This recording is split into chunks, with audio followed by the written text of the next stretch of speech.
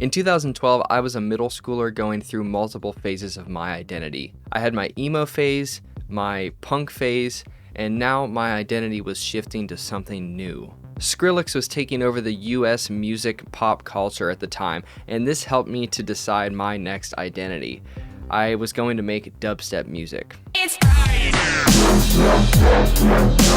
I started diving into a little bit of how this was done. I knew it required a computer and a couple softwares, and by the early fall, I knew what my Christmas present that year had to be. While I was almost led astray by the mystic glow of the dubstep setting on the Novation Mini Nova, which was a new synth that had just come out at the time, I am so glad the sales guy at Guitar Center told my parents that I should start with a MIDI controller and a digital audio workstation. So on Christmas, I received an Akai MPK-25. This one right here has a broken key now, and it came with a copy of Ableton Live 8 Lite. I started learning through trial and error and making a few songs,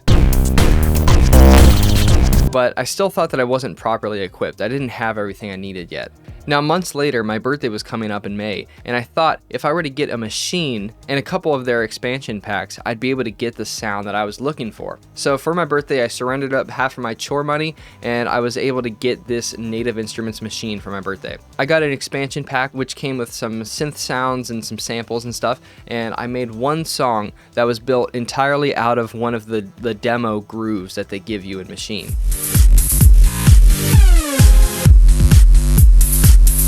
At this point, I thought I was finally getting somewhere. However, I felt like I was limited by the sounds in the expansion packs, and I didn't think it was enough still. I thought that in order for me to make music like the greats and for me to really hone my craft, I thought that I had to get this synth called FM8, which was the synth that helped Skrillex make the music that got him so popular. So for Christmas, I got it, and I had no idea what I was doing. This was probably the last product they ever made on CD. I was 13 years old, I barely knew my way around the simplest synths in GarageBand on iPad, let alone one of the most complex FM soft synths at the time. I was in way over my head on this, and I didn't have the mental capacity nor the dedication to sit there and learn the ins and outs of these instruments. As the years went on, I exported a few things here and there, but I was far away from the idols that I had looked up to. I went on to acquire more software throughout my years in high school. I was always searching for a sound bank or an instrument that would instantly allow me to create the music that I wanted. I had been searching so long that the dubstep genre actually fell out of the mainstream, and then it went on to trap music and then future bass as well. Those were big in the genres in the next few years. When I look back, I now realize that what I was doing was trying to outsource my talent to these products that seemed to be a solution to my problem. What I didn't do is I didn't spend time getting the reps in. There were periods of time where my studio became a kind of a prop hobby for me. Something I said was my passion, but not one that I was actively practicing. I would start a song, but I wouldn't see it through to the end. Eventually, I tried to replace my passion for music production with audio engineering, something that was similar but not quite the same. I thought I was able to maybe make a living out of that. I went to college for it, and I was surrounded by a lot of amazing and historic pieces of equipment. But over time, I actually came to be really burnt out on gear. It just didn't do anything for me anymore. Finishing music makes you better at making music. In 2020, in my third year of college, I had a new course to take. This was electronic composition, and it completely changed my perspective of creating music. The goal was to create songs to a deadline, and the best part about it is that there were limitations on what you can do. One was a project where you had to create a rock song using only MIDI instruments, no real recordings allowed. Another was a composer challenge where you had to make a piece of music determined by drawing keywords and a genre out of a hat. This fueled a fire within me because it forced me to stretch my musical ability to fit a purpose and to impress my classmates while doing so. It really gave me butterflies to present this music even though we were doing it on Zoom calls at the time. The deadline was encouraging. I realized what truly felt good about creating music for me was having something finished, something that I could call my own. That was so much more satisfying to me than downloading yet another expensive instrument just for the sake of collection, but without the intent of truly learning it and making it a dedicated part of my sound. I asked my professor of the class where I could move forward with this kind of stuff, and it led me to start submitting music to production libraries and sync licensing agencies, and this has been an awesome personal project of mine ever since. My takeaway is that you are the most important thing in your studio. This is the advice that every musician needs to hear, but it just doesn't get talked about enough. I just want to take a moment to ask you to comment down below, what are your personal strengths in the studio? What do you bring to the table as a person when it comes to making music, and especially with others?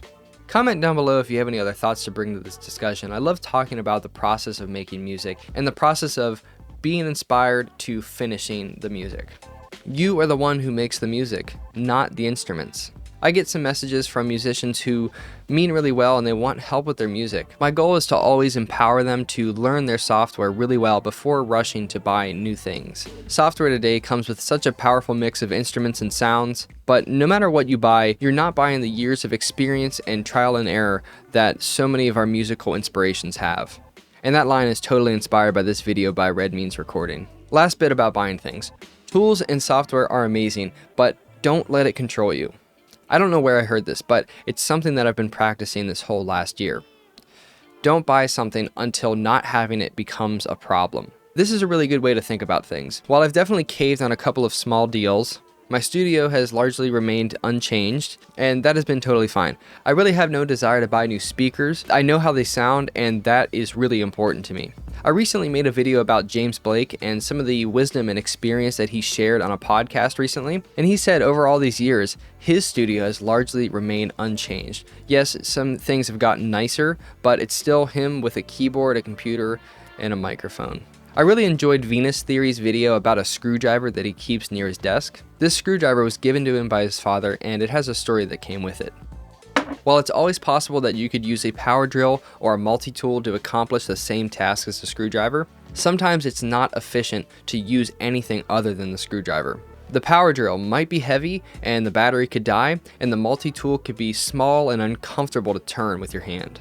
So in the studio sense, it makes me think of taking stock of the things that I already have and maybe using them in a slightly different way to accomplish the same task. Limitations brought on by gear can truly bring unique approaches, and it forces its users to think creatively and use all the potential of an instrument.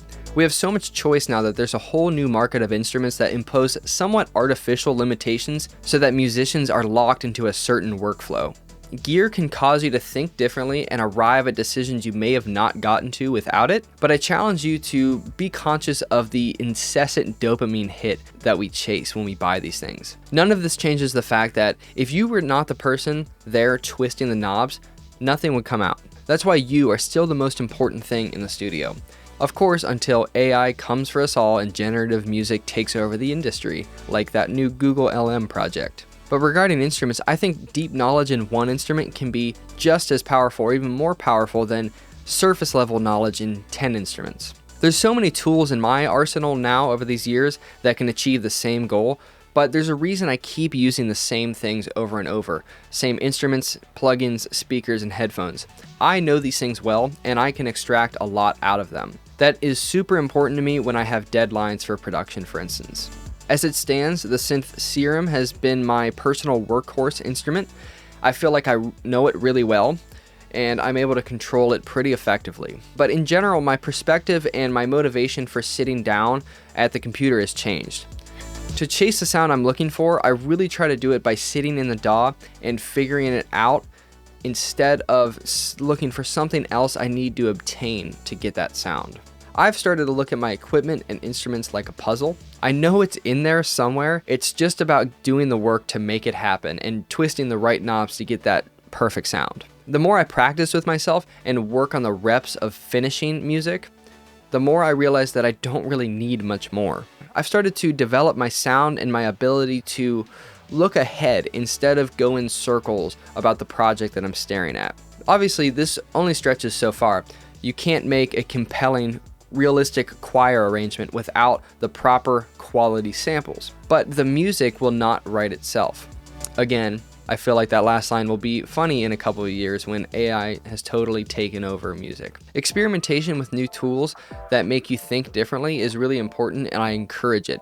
But maybe try to set those things aside. Try not to confuse one session with another. Set aside time for discovery of new sounds, and set aside time for getting things finished. I'd love to hear your take on this topic and how you approach getting music finished, if that is your goal. Obviously, there's some people who just do this as a hobby. They like twisting things and seeing the interesting sounds they can make, and that's great too. But let me know down in the comments below, what has been your strength in the studio? What do you bring to the table when it comes to you yourself as a musician? Comment down below if you have any other thoughts to bring to this discussion. I love talking about the process of making music and the process of being inspired to finishing the music. If you need any production on your music, please go check out my website at onechannelproductions.com, where I specialize in electronic music production for solo artists.